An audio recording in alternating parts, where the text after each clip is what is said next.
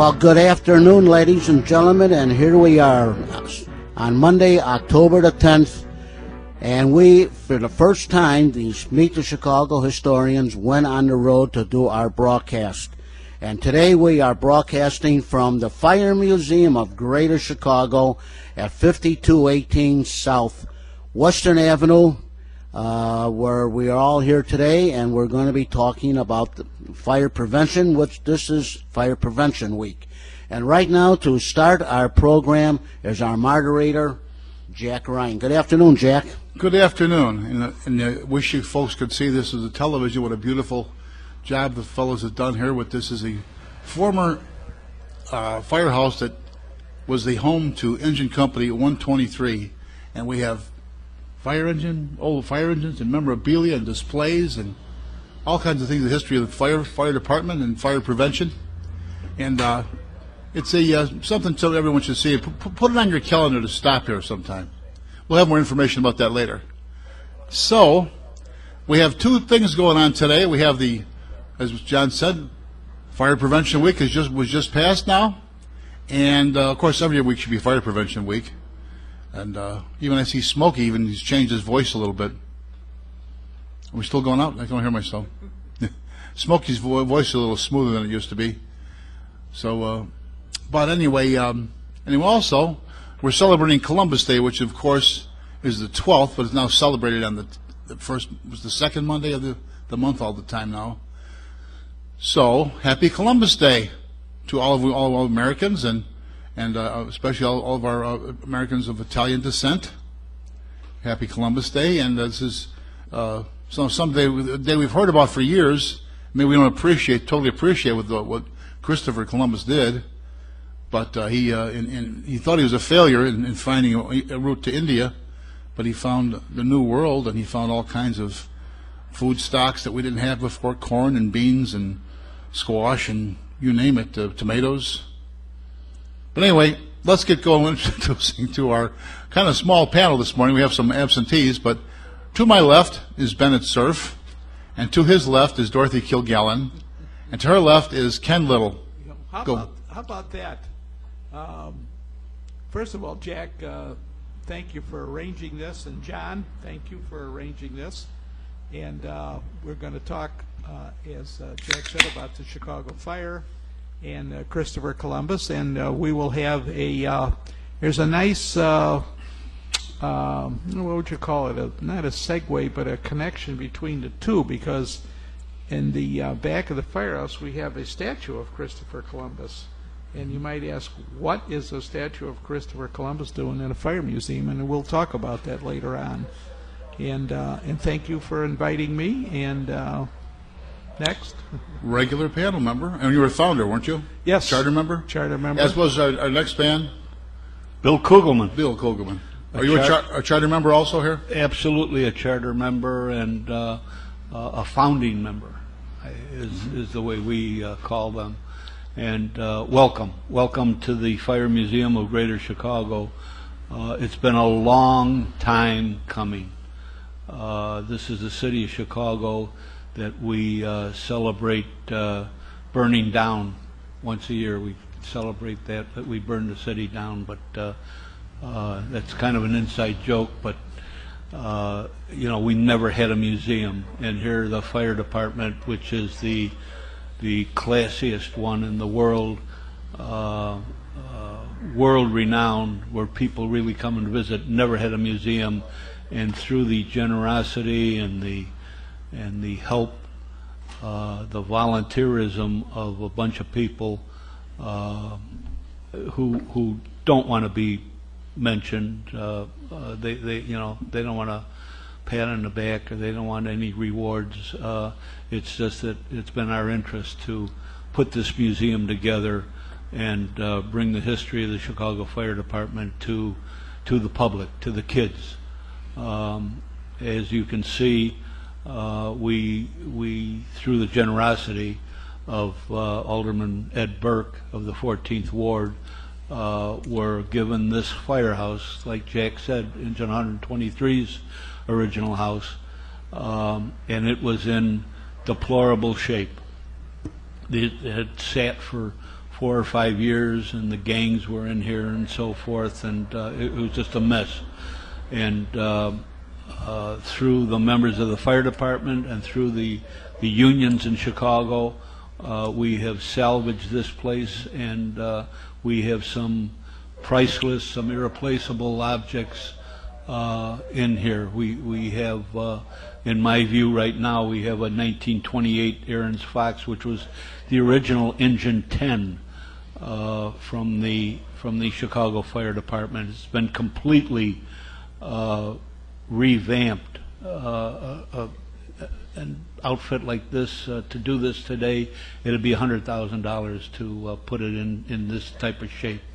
We have pieces of the original water mains from under the underground water mains in Chicago, which are wood.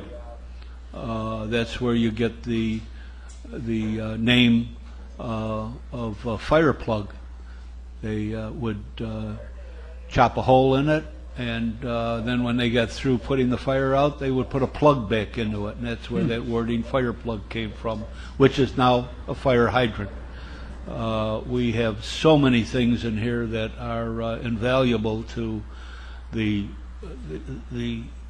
history, not only of the fire department, but of Chicago.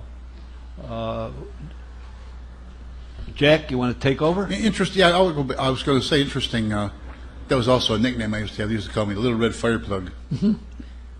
Joe Ferguson, when I was at Brookhaven, the copy, he named me that. So it was one of them. Is that true that now you dye your hair red? It's orange. That name, orange. Well, when I think of the fire, and I can think back to when I was in 7th grade, and it was in 1958. Next to the Chicago fire, of course, and probably the most tragic one was Our Lady of the Angels. Now that could commemorate that. That'll be, what would be, 53 years pretty soon? Yes. Yeah? 19. Yeah. December 1st, was it? Yeah, December 1st, 1958. 1958. Yeah. Hard to believe, isn't it? It 53 sure years. is. Yeah, I was And already, we have quite a display, memorabilia of that tragedy, Yeah. and that put school fire awareness on the map. That changed fire regulations, not just in the city of Chicago, throughout this country, throughout the world. And we are very, I guess you would call it bitterly proud of having what we do have and what we did. That's an absolute tragedy. I know when in our school, St. Theodore Grade School was at 62nd and Paulina, we had the Holy Cross Order, the same one that's down at Notre Dame. And when my daughter Jen graduated, I actually ran into my old principal, was also our 7th grade teacher at the time. Well, she knew me from this display on top of my head, who I was. But so we talked for about an hour, and I said, I mentioned that, and she said, prior to that time, there wasn't even a telephone in the school. You had to walk across the street to the rectory or go to the convent, and they would make a phone call. Following that, they put the phone in right away. Within a few months, they put in the water pipe, the sprinkler system. and a fire alarm box. I Stuff. did the response card. We learned a lot about the parochial schools because didn't know, all of them because they didn't have fire alarm boxes. A lot of the public schools did have fire alarm boxes, but not the parochial. Such a tragedy. I mean, you hear figures or see pictures, but it's still, I guess you really cannot comprehend a tragedy of such a nature. No. I mean, you see 1 or 2 people who are injured or killed or whatever is one thing, but The old axiom, why does it take a tragedy to get some forethought and do the right thing? yeah, Yeah. everything until that time. Right. Yeah. And I've gotten very close to some of those people. There's a couple of guys in the Chicago Police Department that were members. They were 2nd and 5th grade.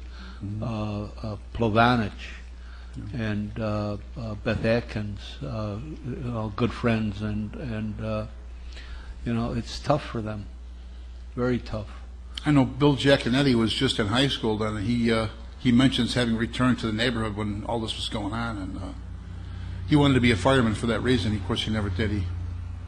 He didn't make him in the police department instead, but Well, we were fussy. yeah, We were fussy who we hired, so yeah. Bill wasn't one of the top guys. Well, he's Sorry, Bill, I'll never see you again. No, you will. You'll see him again. The reason I'm here today was because of someone told me about the old show Cop Talk, which was, I thought it was the flagship of the radio station myself, and I hadn't heard about it until about 6.5 years ago, and just the radio station and programs changed my life. And then a fellow sitting over here, John, I met John DeVitt at the one remote out at Spavoni's. Was that for an anniversary, wasn't it? How long ago was that now? That's quite a few years ago. About 5 maybe? Yeah, about that, yeah. It's just strange to say that. Because I just saw that the mini disc that every remote that I do, I record. And last night when I was going through my stuff, I happened to notice that that remote in the mini disc, and I don't remember what year we did it. We did 2 remotes out there, Jack, that you were at. We did the anniversary for WJJG when we were 15 years old. Joe insisted on having an anniversary party. And then the other one was for Joe Gentile's birthday when he was 85 years old. We did and that's I think that's when you were out there also. And you invited me to be a member here, so. Yep, that's for sure. And thank you, thank you, by the way. I just want to say something. Today we are at the Fire Museum of Greater Chicago, and this is Fire Prevention Week, and I just want to say that I can remember Father McCrone getting everybody, calling everybody who's interested in the 511 Club and the different fire organizations, and have a little meeting in the rectory where he lived on, I think it was on Jackson Boulevard. Was that where he was before he moved up north, Ken? I think it was over by either Harrison or Lexington or somewhere. Yeah, he was at Notre Dame, I think, at the time. Well, he invited us, and my son Michael and I, we went to the meetings, and he says, well, the first thing we have to do, we have to give it a name.